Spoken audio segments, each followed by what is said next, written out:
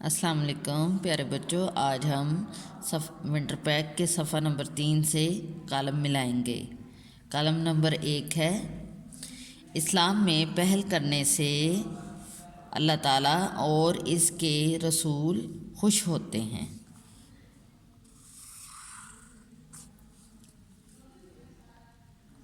Number 2 ہے اسلام ہمیں آپس میں ملتے وقت السلام علیکم کہنے کی تعلیم دیتا ہے۔ کس کی تعلیم دیتا ہے؟ السلام علیکم کہنے کی تعلیم دیتا ہے۔ اسکول میں اپنے اساتذہ اور دوستوں کو سلام کرنا چاہیے۔ السلام علیکم کا مطلب ہے آپ پر سلامتی ہو۔ کیا مطلب ہے؟ آپ پر سلامتی ہو۔